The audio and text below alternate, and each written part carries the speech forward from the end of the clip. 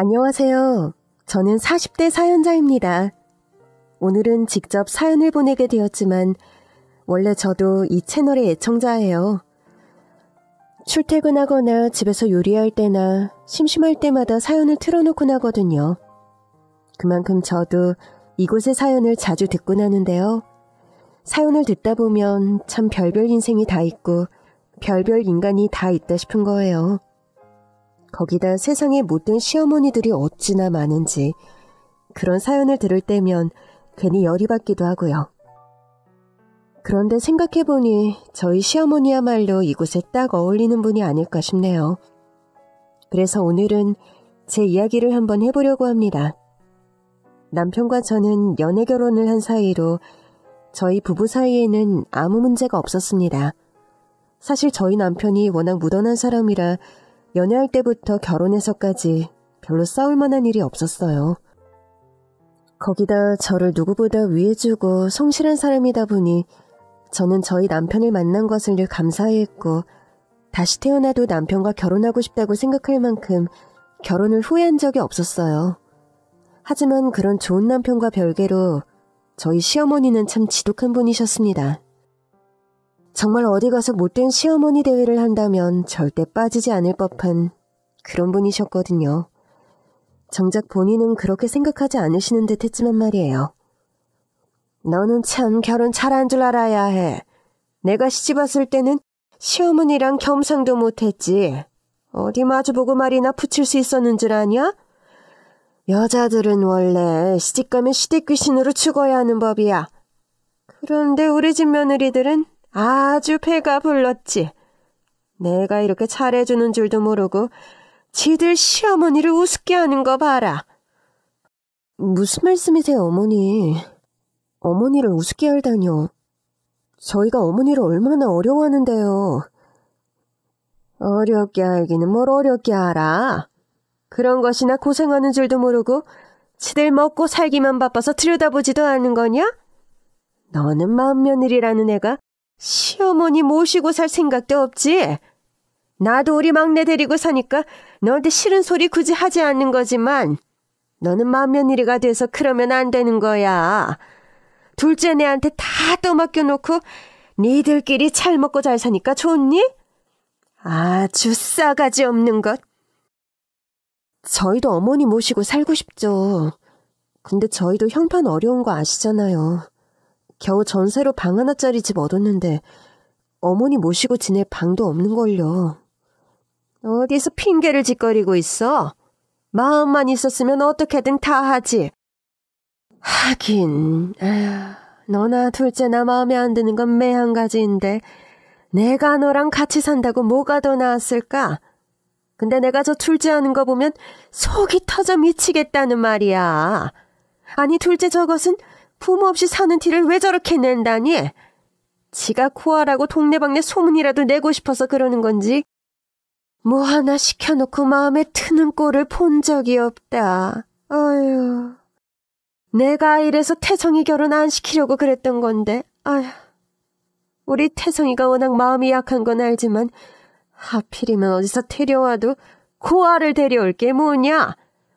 어머니, 그래도 그건 동서 아픈 부분인데 그런 걸로 너무 그러지 마세요. 동서라고 고아이고 싶어서 그런 건 아니잖아요.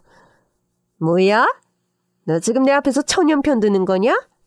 아이고, 아주 잘났다. 너도 이제 너희 친정 부모님 돌아가셨으니 고아나 마찬가지라 그거야? 그래서 같은 고아 처지 동서편 들어주는 거냐? 참나, 아유, 아주 끼리끼리 편 들어주고 감싸고 난리가 났네. 하여간에 너나 쟤나 아주 똑같아. 하나는 머저리에 하나는 등신에. 내가 아주 며느리 복이 없어도 이렇게 없을 수가 없지.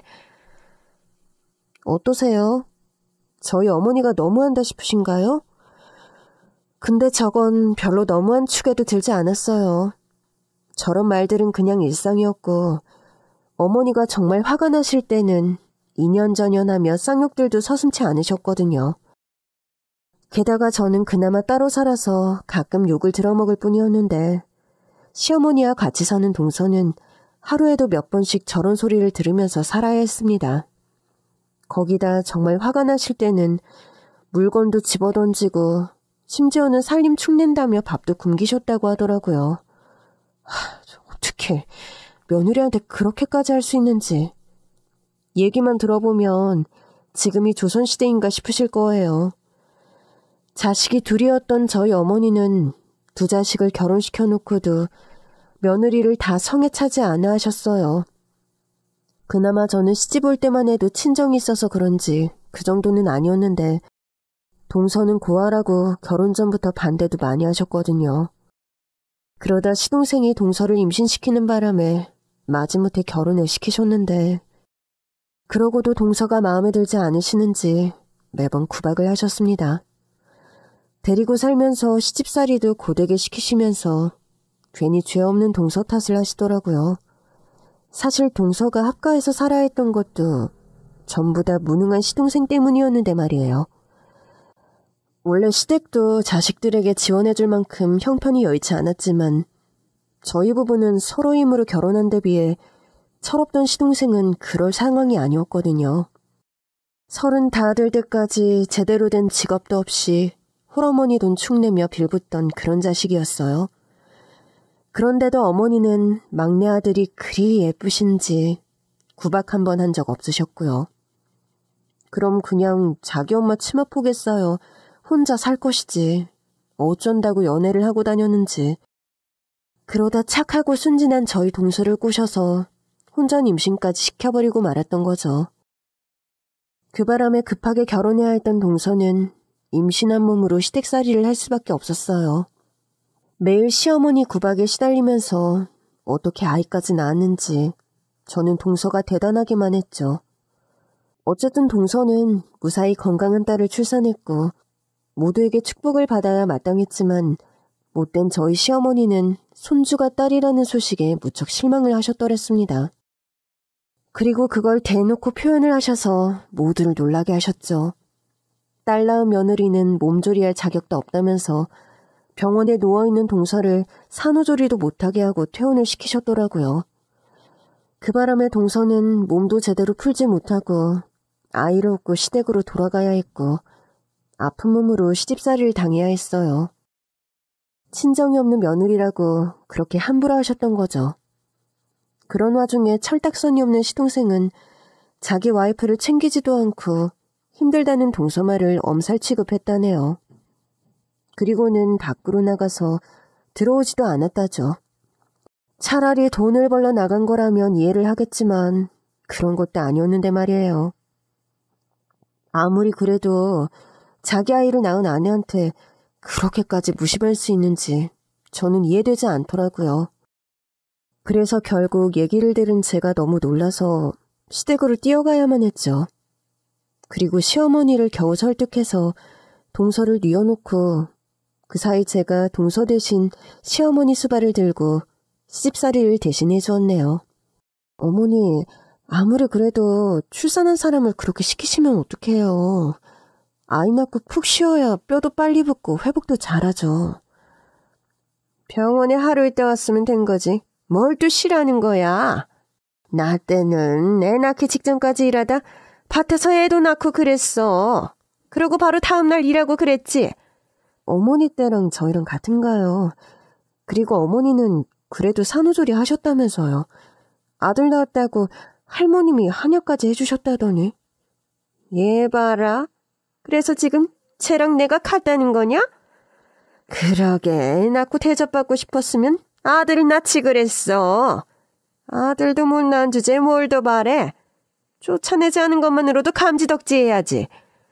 그리고 너는 애도 못 낳는 게 어디서 참견질이야. 왜? 너는 임신도 못했는데 둘째는 그나마 딸이라도 낳은 걸 보니 부러워서 그러냐? 아이고, 더부살이가 추인 걱정한다 그러더니 너는 네 앞가림이나 잘할 것이지 괜한 참견질이나 하고 있어. 그렇게 걱정되면 네가 쟤 대신에 집안일 다 하던가. 안 그래도 저 병원에 있는 바람에 지금 살림이 얼마나 쌓여있는 줄 아니? 치 시어머니 걱정은 하지도 않은 것들이 치들끼리는 싸고 돌아요 아주. 아유, 썩을 것들. 어머니도 며느리 해보셨으면서 그렇게까지 너무하셔야 하는지 참 한숨이 나왔네요. 하지만 제가 거기서 대들어봐야 무슨 소용이겠어요. 남편도 이기지 못하는 시어머니셨는데 말이에요. 그러고 보면 저희 남편은 참 효자 중 효자였지만 이상하게도 저희 시어머니는 그런 남편을 아끼지 않으셨습니다. 시아버지 일찍 돌아가시고 집안 위에 힘써온 건 저희 남편이었는데 어머니는 그런 장남의 고생을 알아주신 적이 없으셨어요. 보통은 장남을 귀하게 여기기 마련이실 텐데 저희 시어머니는 이상하게 철없고 생각 없는 막내 아들만 그렇게 챙기고 감싸고 두시더라고요. 남편은 대학 합격해놓고도 입학금이 없어서 포기를 했는데 공부도 못한 시동생은 겨우겨우 지방 전문대 붙여놓고 그게 자랑이라고 어떻게든 돈 만들어서 대학을 보내셨더라고요. 거기에 시댁 형편도 여의치 않다 보니 나머지 등록금은 형한테 뒷바라지하라고 시키셨고요. 착한 남편은 그마저도 돌아가신 아버지 대신 자신이 해야 할 일이라며 군말 없이 동생 학비를 대주었지만 정작 도움받은 시동생은 한 번도 그걸 고마워한 적이 없었습니다. 오히려 대학 못 간 자기 형을 우습게 알면서 저희 남편의 학벌을 무시하곤 했었죠. 동생이 형을 무시하는 걸 보시면서도 어머니는 그런 아들을 한 번도 혼낸 적이 없으셨습니다. 그 후로도 시동생이 무슨 사고를 쳐도 나무라시는 적이 없으셨죠.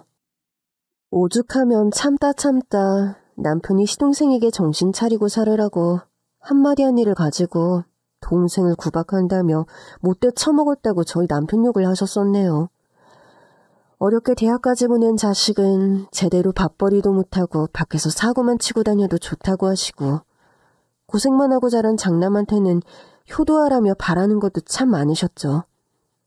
착한 남편은 그걸 서운해하면서도 말 한 번 못하고 삭히고만 살았었고요. 그런 남편을 지켜보던 저는 남편이 너무 불쌍하고 안타까웠습니다. 그래도 다행히 저희 친정부모님이 사위를 좋아해 주셔서 아들처럼 아껴주시고 시어머니 대신 챙겨주셨었는데 그마저도 결혼 몇 년 만에 저희 부모님이 돌아가시면서 끝나버리고 말았네요. 어쨌든 자기 자식에게마저 무정한 시어머니셨기 때문에 저는 시어머니에게 서운한 감정도 별로 없었어요.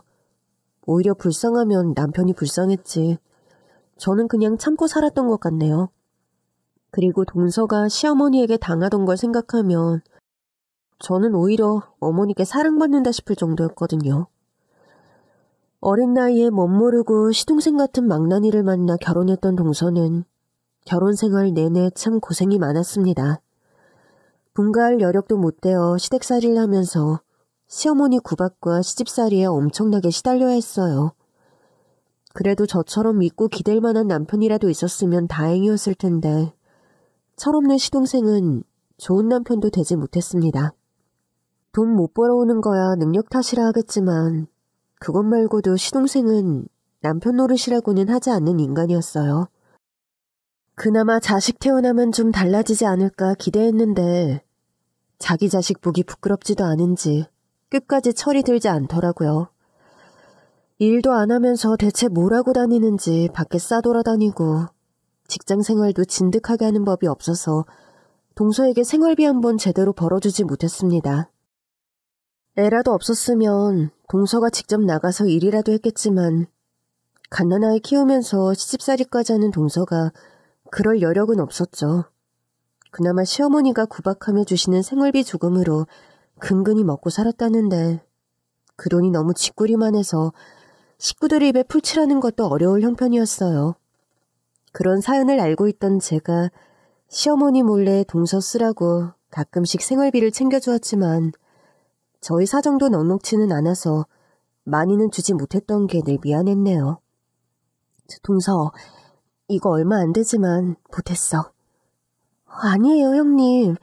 형님도 어려우신 거 뻔히 아는데 제가 이 돈을 어떻게 받아요. 그래도 우리가 동서네보다는 낫지.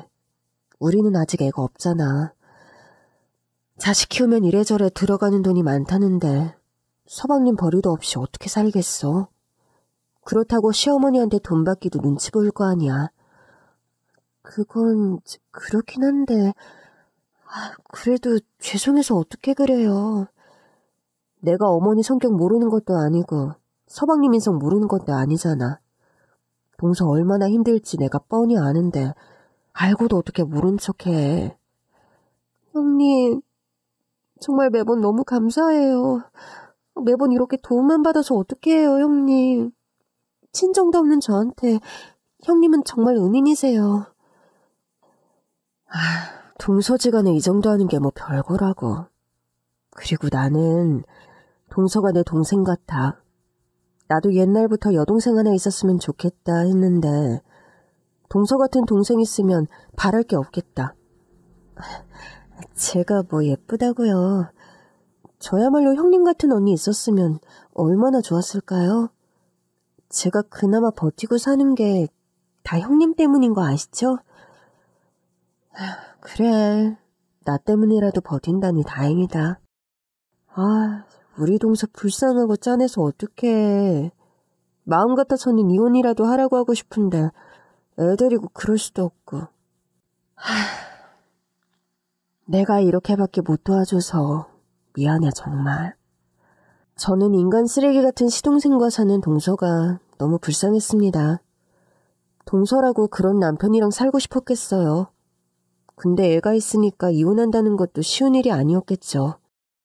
오죽하면 저희 남편도 자기 동생보다 재수 씨가 불쌍하다고 시동생을 정신 차리게 하려고 노력 많이 했어요.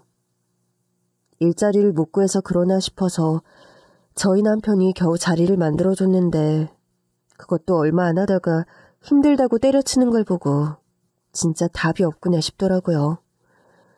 그런 동서를 어떻게든 도와주고 싶었던 저는 매달 얼마 안 되는 돈이나마 쥐어주는 것밖에는 없었어요. 하지만 그마저도 어려워지는 날이 오고 말았습니다. 그래도 저는 남편과 서로 의지하며 살기에 동서보다 낫다 생각했는데 그런 저희 남편이 저를 두고 먼저 떠나버리고 말았네요. 남편은 어느 날 갑작스러운 사고로 세상을 떠나고 말았습니다. 사고를 예상할 수 있는 사람은 아무도 없었던 탓에 식구들은 모두 충격을 받을 수밖에 없었죠. 물론 그 중에서도 제 충격이 제일 컸을 테지만 저는 그 와중에 남편 잡아먹었다며 제 욕을 하시는 시어머니 때문에 제대로 슬퍼할 수도 없었어요. 그래도 동서만큼은 저를 진심으로 위로해 주더라고요. 그렇게 남편이 떠난 뒤로 저는 많이 힘든 시기를 견뎌야 했습니다. 나쁜 일은 한꺼번에 찾아온다고들 하더니 남편이 죽자마자 기다렸다는 듯 안 좋은 일들이 생기더라고요. 다니던 회사에서 해고를 당하고 살던 집에서 전세금을 왕창 올려달라는 바람에 쫓겨나듯 이사를 가야만 했습니다. 남편이라도 있었더라면 어떻게 상의를 해봤을 텐데 저 혼자 남겨지니 뭘 어떻게 해야 할지 모르겠더라고요. 가뜩이나 남편 장례 치른다고 모아둔 저축도 다 써버렸거든요.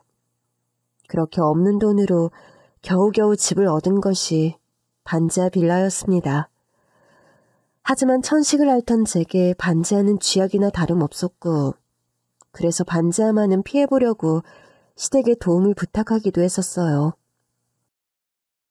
저는 남편 잃고 과부가 된 저를 어머니가 불쌍하게 여기실 거라 생각했거든요. 그래서 염치불고하고 시댁을 찾아갔는데 어머니는 더 이상 저를 며느리라고 생각하지 않으시는 건지 저를 남보다 못하게 대하시며 문전박대 하시더라고요. 어머니, 제가 일만 구하면 금방 갚을 테니까 몇백이라도 좀 도와주시면 안 될까요? 지금 제가 가진 돈으로는 전셋집도 구하기 어려워서요. 얘 좀 봐라. 돈이 모자라면 어디 고시원이라도 들어가면 될 것이지. 왜 나한테 도움을 부탁하니? 너 나한테 도움 맡겨놨냐? 어머니, 제가 안 갚겠다는 것도 아니고 당장 상황이 급해서 몇 달만이라도 도와달라는 말이에요. 그것도 어려우세요? 어렵거나 말거나 내가 널 왜 도와줘? 그리고 너 그 어머니 소리 좀 집어쳐라. 내 아들도 없는데 내가 너한테 어머니 소리 들어야겠니? 준성이 죽었으면 너랑 나랑 인연도 끝인 거지. 내가 너를 도와줘야 할 이유가 있냐? 하다못해 우리 집 핏줄이라도 있었으면 또 몰라. 자식도 못 낳는 년이 내가 뭐하러. 어머니, 정말 너무하시네요. 저는 그래도 여태 어머니를 진심으로 모시려고 했었는데 어머니가 어쩜 저한테 이러실 수가 있으세요? 너무하긴 뭘 너무해. 너무한 건 염치 없는 너지. 네가 지금 네 친정부모도 죽고 없어서 나한테 피를 붙으려는 모양인데. 그럼 일찍 죽은 네 부모를 탓해야지. 왜 내 탓을 하니? 하여간 나는 너 도와줄 생각 없으니까 앞으로 나한테 어머니 소리도 하지 말고 우리 집 찾아올 생각도 하지 마라. 준성이 살아있을 때나 자식 취급한 거지. 아들도 없는 마당에 내가 돈 없는 며느리까지 거둬야겠냐? 먹고 죽을래도 너 도와줄 돈 없으니까 썩 꺼져! 저는 시어머니가 정말 너무하다 싶었습니다. 어머니가 정말 힘드신 상황이라면 저도 애초에 그런 부탁할 생각도 안 했을 거예요. 근데 어머니가 몇백 정도 융통하기 어려울 사정은 아니셨거든요. 시동생 사고치고 갚아주실 돈은 늘 어디서 나오셨으니까요. 하지만 저나 저희 남편에게 주실 돈은 10원 한 장 아까우셨나 봅니다. 그래도 가족이었던 정이 있었을 거라 생각한 제가 미련했네요. 결국 저는 그 길로 시댁으로 발걸음을 끊어버렸고 다시는 시댁을 찾지 않았습니다. 시댁에서도 가난한 며느리는 남보다 못한지 그 후로 연락 한 번이 없더라고요. 그래도 동서와는 계속 인연을 맺고 싶었어요. 그나마 동서 편 들어주던 저까지 없으면 동서 혼자 그 집에서 구박대기를 자처하며 얼마나 괴로울까 싶었거든요. 여전히 정신 못 차린 시동생을 생각하면 더 걱정이 되었죠. 그런데 그런 동서가 제가 시댁과 연을 끊은 뒤 드디어 이혼 결심을 하더라고요. 남편 죽고 쫓겨난 저를 보니 정신이 들었다고 했어요. 어머니가 정말 너무하셨어요. 저한테 그러시더라도 형님한테는 그러시면 안 되는 건데 어떻게 사람이 그럴 수가 있어요? 그래서 저도 이제 그만하려고 그래요, 형님. 그게 무슨 말이야. 뭘 그만해? 저 이제 이혼하려고요. 그동안은 애도 어리고 저도 혼자 살 자신이 없어서 이혼 생각을 못했었는데 이제는 참기도 너무 지쳤어요.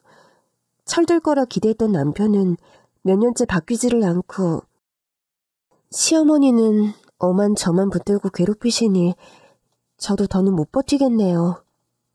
그런 와중에 유일한 제 편이셨던 형님까지 없으니까 제가 더 이상은 그 집에 못 있겠어요. 그래서 저 이혼하려고요, 형님. 그래, 나도 동서 혼자 그 집에 어떻게 두고 나오나 걱정했는데 이혼한다니 차라리 잘 됐다 싶네. 가망이 있어야 남편을 붙들고 살지. 나도 시동생 망나니 같은 거 다 아는데 어떻게 그런 놈이랑 계속 살으라고 하겠어? 그딴 놈이랑 사느니 차라리 이혼하고 혼자 애 키우는 게 나을지도 몰라. 물론 아직 애가 어리고 혼자 힘들겠지만 나도 별 도움은 안 돼도 동서 도와줄게. 아니에요, 형님. 제가 그동안 받은 것만으로도 죄송한데 여기서 어떻게 형님 도움을 더 바라겠어요. 오히려 제가 형님을 도와드려야 맞는 건데 지금은 제가 그럴 여력이 안 돼서 죄송해요, 정말. 무슨 소리 하는 거야. 내가 형님인데 내가 동서를 도와야지. 나는 혼자니까 괜찮지만 동서는 딸린 식구도 있는데 도움 받아야지. 아무튼 이혼하고 갈 곳 없으면 나한테 연락해. 내가 어떻게든 동서 도와줄 테니까. 알겠지? 아련한 표정을 짓는 동서에게 저는 어떻게든 꼭 돕겠다고 말을 했지만 동서는 제게 연락을 하지 않았습니다. 시댁과 연락이 끊겨 소식을 모르는 사이 시동생과 이혼을 한 동서에게서 연락이 끊겨버렸거든요. 시동생 때문인지 쓰던 번호까지 바꾸고 아예 연락이 없더라고요. 대체 무슨 일이 있는 건지 너무 걱정이 되었지만 제 쪽에서 연락을 할 수 있는 방법이 없어서 답답하기만 했습니다. 유치원생 시조카를 데리고 어디서 어떻게 살고 있을지 너무 걱정이 되더라고요. 그러는 와중에도 시간은 속절없이 흘러 어느덧 5년이라는 세월이 흘려버렸습니다. 5년이 적지 않은 시간이 아니었는데도 저는 여전히 반지하 집을 떠나지 못하고 있었네요. 사는 게 왜 이리 팍팍하고 힘든지 아무리 열심히 살아도 도통 나아지지 않더라고요. 가끔 힘들 때면 죽은 남편이 생각이 나서 가끔씩은 빨리 남편 곁으로 가고 싶다는 생각을 하기도 했어요. 삶에 대한 기대보다 고단함이 더 큰 탓이었죠. 그렇다고 질긴 목숨 함부로 할 수도 없어서 그냥 근근히 먹고 살아가던 중 저는 갑자기 찾아온 동서를 만나게 되었습니다. 5년 동안 이사가지 않았던 저희 집을 동서가 찾아와서는 하룻밤 자고 가겠다고 하더라고요. 형님, 잘 지내셨어요? 동서, 그동안 대체 어떻게 된 거야? 내가 연락하라고 그렇게 당부를 했는데. 죄송해요, 형님. 저도 나름대로 정신이 없었거든요. 형님한테 손 벌리기 싫어서 자리 잡고 나면 연락해야겠다는 게 벌써 5년이라는 세월이 흘렀네요. 좀 더 일찍 찾아왔어야 하는데 늦어서 죄송해요. 내가 그동안 동서 걱정을 얼마나 많이 했는지 알아? 친정도 없는 사람이 혼자 자식 데리고 어떻게 살려나. 내가 매일 밤 동서 위해서 기도했었다고. 그래도 어디 아픈 데 없이 잘 지낸 것 같아서 다행이네. 잘 지내고 있었던 거 맞지? 그럼요. 잘 지내고 있었으니 이렇게 인사드리러 왔죠. 형님, 이렇게 다시 만난 것도 반가운데 저 하룻밤만 재워주세요. 우리 집에서? 자고 가는 거야 괜찮은데 집이 워낙 궁색해서. 괜찮아요. 저 형님 보러 온 건데요, 뭐. 그렇게 갑작스럽게 저를 찾아온 동서는 그날 저희 집에서 밥을 차려 먹고는 하룻밤을 지냈습니다. 그 사이 저는 동서가 어떻게 지내는지 듣게 되었는데 그 이야기가 너무나 놀라웠습니다. 그동안 어떻게 지냈어? 지금 지내는 곳은 있는 거지? 그럼요. 저 정말 잘 지내고 있어요. 그 집에서 이혼한다고 뭘 해주지는 않았을 텐데 어린애 데리고 갈 곳은 있었어? 사실 여유는 없었어요. 근데 운 좋게도 제가 숙소가 제공되는 일자리를 얻었거든요. 그래서 지낼 곳 걱정 없이 지냈어요. 그러다가 돈 마련해서 지금은 이사를 했고요. 다행이다. 정말 이사 온 곳은 어디야? 살만한 건 맞아? 나도 반지하 사느라 남 도울 형편은 아니지만 그래도 동서는 애 키우는 사람인데 내가 5년 전에 못 도와준 거 지금이라도 도와줄 테니까 어려운 사정이면 말해. 아니에요. 제가 도움바라고 형님 찾아온 것도 아닌데요, 뭘. 그리고 사실 저 돈 많아요. 형님, 저 지금 사업하거든요. 뭐? 사업을 한다고? 5년 사이 동서에게는 아주 많은 일들이 있었습니다. 처음에는 방 하나 딸린 가게에서 먹고 자고 일하며 고생을 하다가 열심히 모은 돈으로 작은 사업을 시작했대요.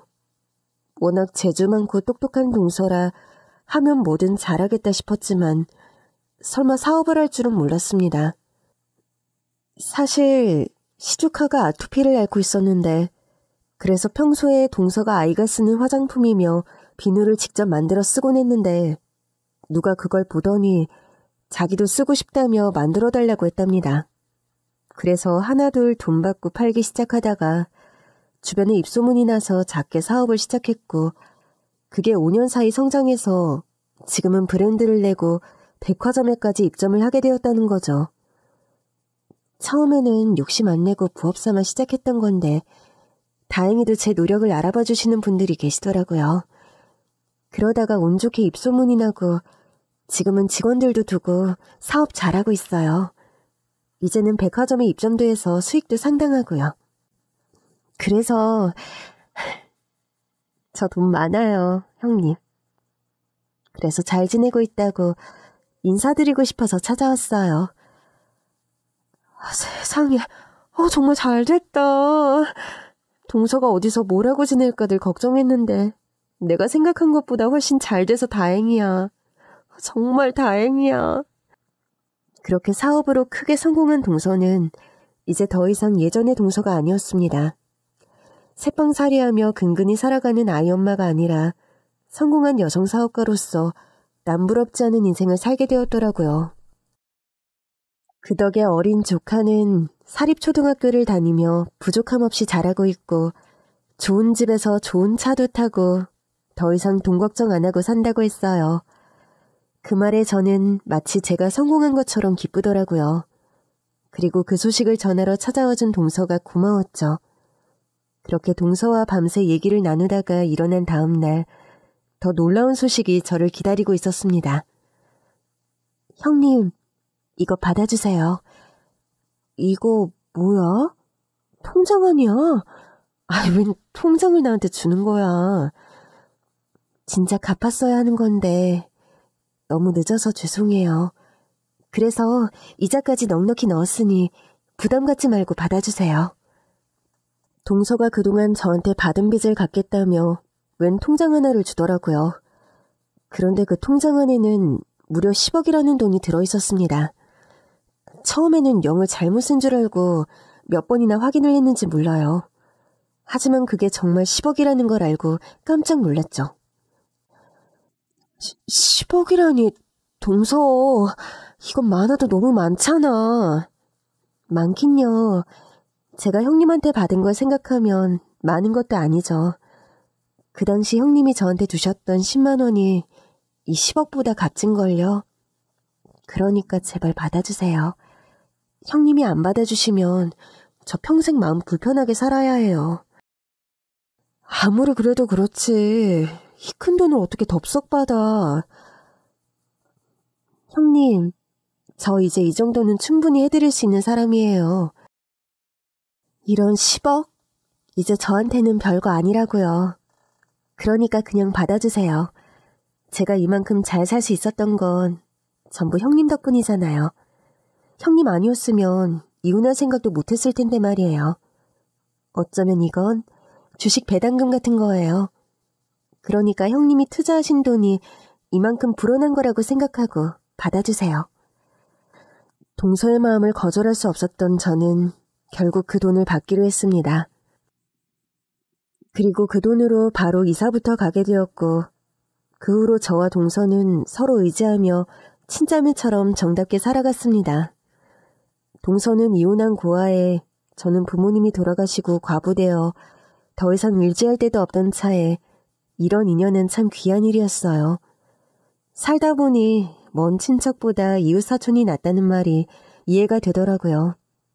물보다 진한 피라더니 정작 가족이라는 사람들은 나몰라라는 세상에 동서가 저를 도와준다는 게 쉬운 일은 아니잖아요.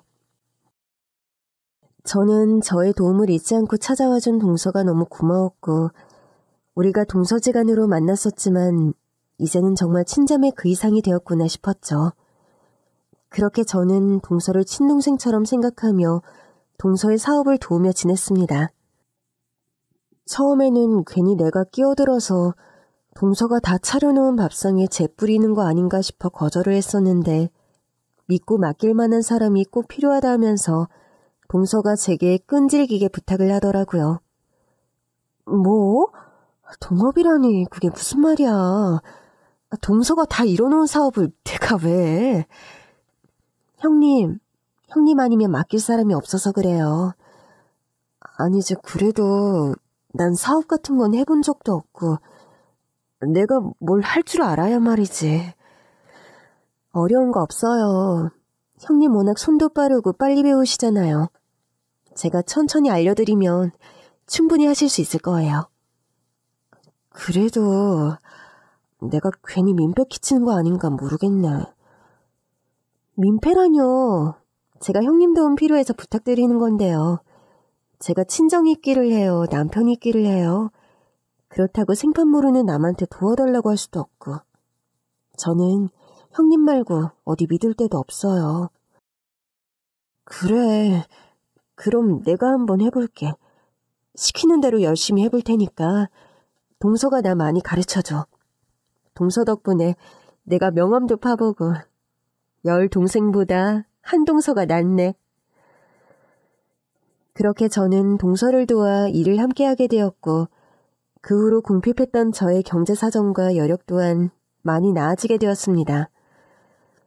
동서가 제게 빚을 갚겠다고 쥐어주었던 그 돈 10억만 해도 충분히 고마운 일이었는데 이렇게 일까지 믿고 맡겨주며 제2의 인생을 찾게 해준 것이 제게는 너무나 고마운 일이었어요.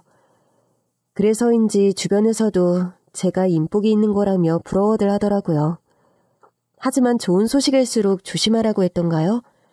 그런 저의 기쁜 소식은 어느새 시모의 귀에까지 들어갔고 어떻게 알아냈는지 어느 날 시모와 시동생이 제가 사는 집까지 찾아왔더라고요.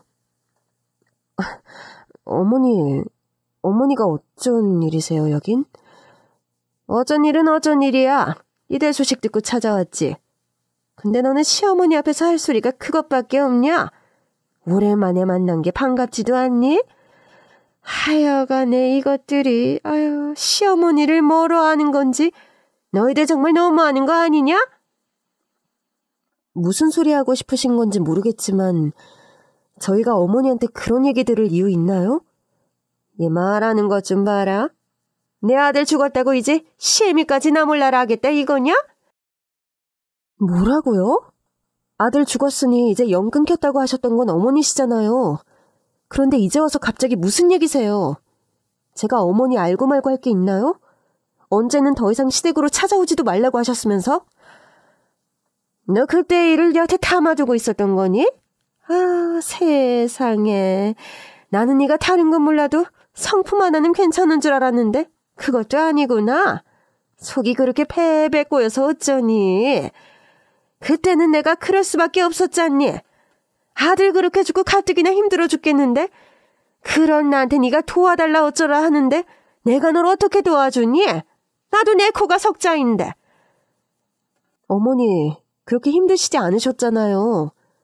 그렇다고 아들 죽었으니 찾아오지도 말라는 건 잘하신 건가요? 아무튼 저도 이제 와서 옛날 얘기 꺼내고 싶지도 않고 왜 찾아오셨는지 용건이나 말씀하세요. 대체 저희 집은 어떻게 알고 오셨어요?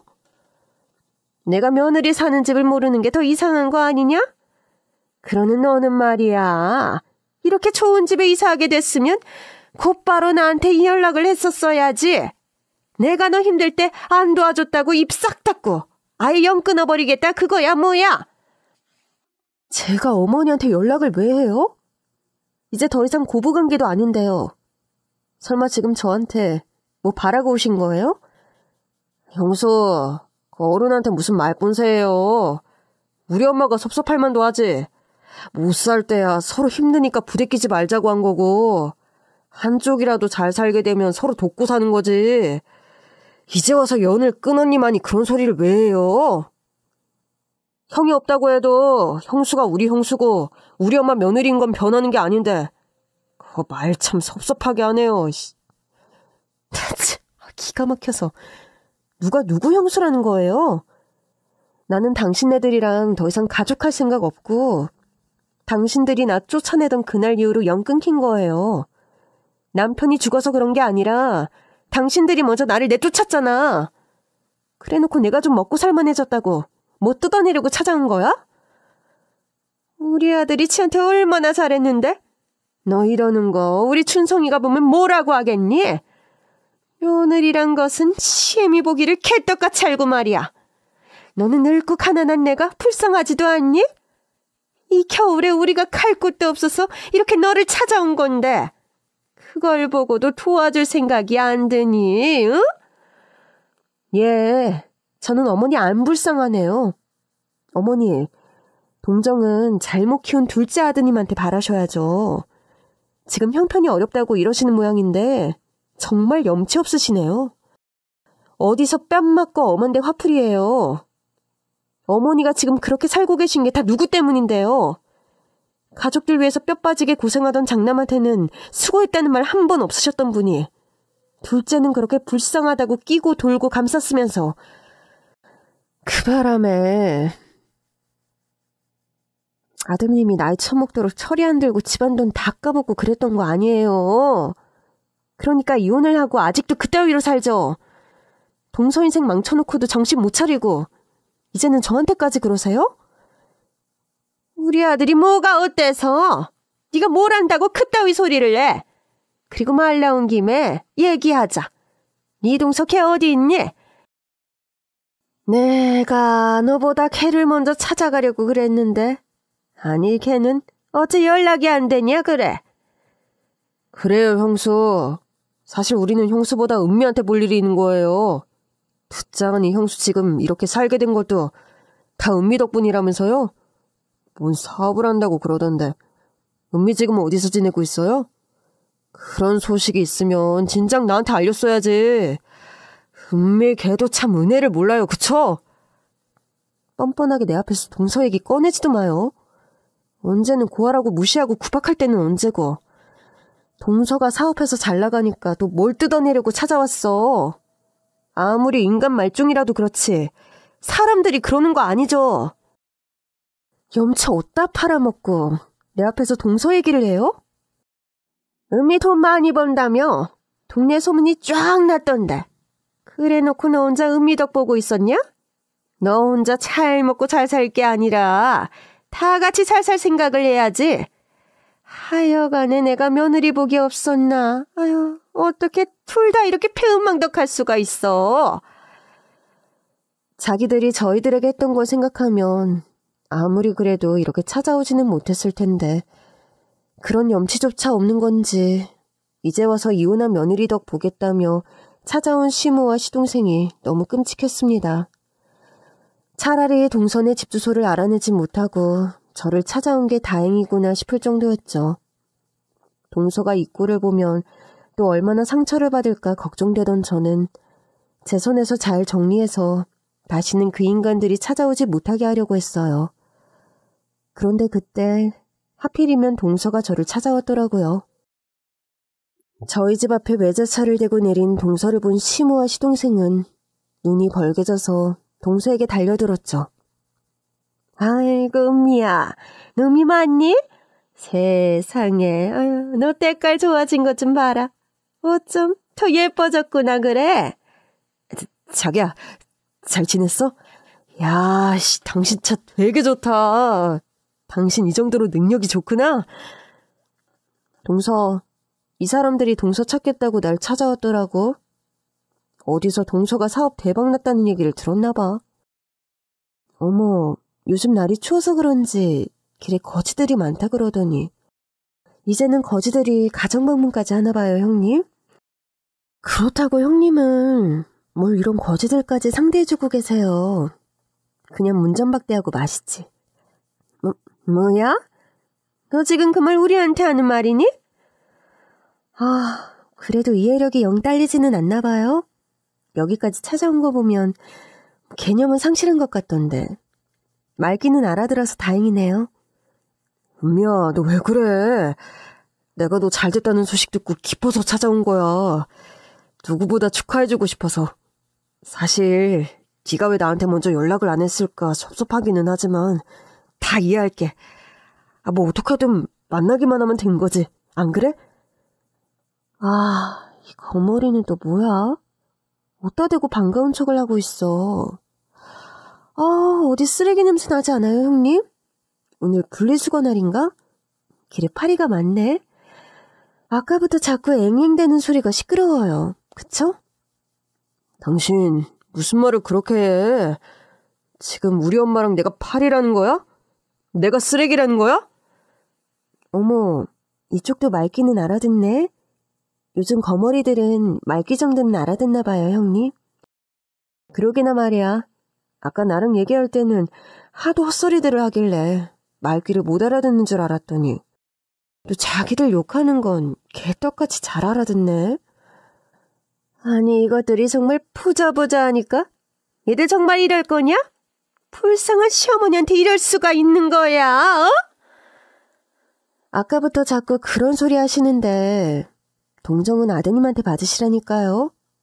어머니가 저희한테 한 게 있는데 저희가 이제 와서 어머니를 가엾게 생각하겠어요? 그러게 말이에요. 누구더러 누굴 불쌍히 여기라는 건지 진짜 어이가 없네요. 저는요, 길 가던 생판 모르는 사람한테 베풀면 베풀지 어머니한테 이런 한 푼 도울 생각 없어요. 솔직히 말해서요, 어머니가 더더 어려워지셨으면 좋겠네요. 제가 잘 먹고 잘 사는 만큼 어머니나 저 인간이나 둘 다 괴로워졌으면 좋겠어요. 사실 그렇게 돼야 공평한 거잖아요? 남 괴롭히던 인간들이 잘 먹고 잘 살면 저희 같은 피해자들이 억울해서 어떻게 자겠어요? 너네 정말 이러는 거 아니다. 우리가 한때 오해가 있었던 건 맞지만 다 지나간 일인데 그걸 이렇게 마음에 두고 악독한 마음을 품으면 되겠니? 너희들 마음껏 이따위로 쓰면 다 되돌려받는 거야. 사람이 넉넉해지면 마음도 넉넉해질 줄 알아야지. 어머니, 그래서 어머니가 지금 돌려받고 계시는 거예요. 그렇게 진작 좀 잘하지 그러셨어요. 며느리들한테 보통만큼만 하셨어도 지금 어머니 인생이 달라지셨을 텐데. 자식 노릇하던 유일한 자식은 먼저 떠나고 하나 남은 자식은 지엠이 등골 뽑아먹는 천하의 파렴치 아닌 걸 어째요? 그것도 어머니 업이죠 뭐. 아무튼 저희는 할 말 다 했으니까 이제 돌아가 주세요. 저희가 좀 바빠서 말이에요. 야, 니들이 돈 좀 있다고 이래도 되는 거야? 사람이 호소하잖아. 도와달라고. 형수 이러는 거 형이 보면 뭐라고 생각하겠어요? 당신도 예전 같은 거 없어? 당신은 어차피 챙길 부모도 없잖아. 가족이라고 없는 주제에 더럽게 치사하게 구네. 그러게. 부모 없이 자란 것들은 이렇게 티가 나는 거다. 너 하는 짓을 봐라. 내가 너를 그냥 예뻐할 수가 있었겠니? 그때까지만 해도 동서나 저는 그냥 적당히 말씨름 좀 하다가 두 사람을 보낼 생각이었습니다. 사실 말도 안 섞으면 그만이었지만 동서 말대로 두 사람이 그러고 있는 꼴을 보니 좀 속 시원한 부분도 없지 않아 있었거든요. 늘 하고 싶었지만 못했던 말들도 많았고 말이에요. 그래서 속 시원히 할 말이나 좀 하려고 했는데 그 사람들이 결국 선을 넘고 말았습니다. 감히 고아인 동서에게 부모가 없다며 시모와 시동생이 막말을 하더라고요. 그리고 그 말에 눈이 돌아버린 동서는 조용히 저희 집으로 들어가더니 물이 가득 담긴 양동이를 들고 나왔어요. 그러고는 그 물을 두 사람에게 뿌려버리더라고요. 정신 나간 것들. 한겨울에 찬물 맞고 정신이나 차려라. 그날 최고 온도 3도 정도였는데 거기다 대고 찬물세를 해버리니 몸에서 김이 나올 정도였죠. 아이 뭐야? 아, 이게 뭐하는 짓이야? 지금 이 날씨에 늙은이 얼어 죽으라는 거냐 뭐냐? 이러다 사람 감기 걸리면 어쩌려고 이런 짓을 해? 너 이거 살인미수야, 알아? 아직도 헛소리하는 거 보니 물이 덜 차가웠던 모양이네. 안 되겠네. 형님, 저 가서 한 동이 덮어올게요. 아니야, 미안해 여보. 내가 너무 놀라서 그랬어. 그러지 말고 우리 들어가서 얘기 좀 하면 안 될까? 이대로 여기 서 있기는 너무 춥고, 그리고 우리 엄마는 진짜 노인이잖아. 이 꼴 어떻게 돌아가. 집안에서 옷만 말리고 갈게. 누구 마음대로 남의 집에 들어간다 만다예요. 이사 온 지 얼마 안 돼서 쓰레기는 안 드릴 건데. 그쪽 말대로 이 날씨에 물에 쫄딱 맞고 계속 서 있을 수 있겠어요? 그러다 괜히 송장 치르지 말고 지금이라도 택시 잡아 타고 집에 가요. 그래. 그리고 앞으로 다시는 여기 얼쩡거릴 생각하지 마. 나한테 연락하거나 찾아올 생각도 하지 말고. 그땐 정말 스토커로 신고해버릴 거니까. 요즘 스토커 처벌 센 거 알지? 여차하면 콩밥 먹이는 수가 있으니까 인생 정말로 막장으로 떨어지고 싶지 않으면 다시는 남의 집 찾아오지 마. 어머니도 그 연세에 하나 남은 자식 옥바라지 하고 싶지 않으면 정신 똑바로 차리세요. 괜히 남한테 기댈 생각하지 말고 여태 하시던 것처럼 철없는 아드님 수발이나 드시라고요. 옛날에는 그 집 식구들 앞에서 찍소리도 못하고 참기만 하던 동서였는데 동서가 그렇게 말하는 걸 보니 동서도 참 많이 달라졌다 싶었습니다. 다행히도 동서의 협박 아닌 협박이 제대로 통했던 건지 나불거리던 시동생은 물에 젖은 신모를 데리고 물러났고 그 후로도 저희를 찾아오는 일은 없었습니다. 혹시나 찾아오면 이번에는 제가 물바가지를 끼얹어 줄까 했더니 말이죠.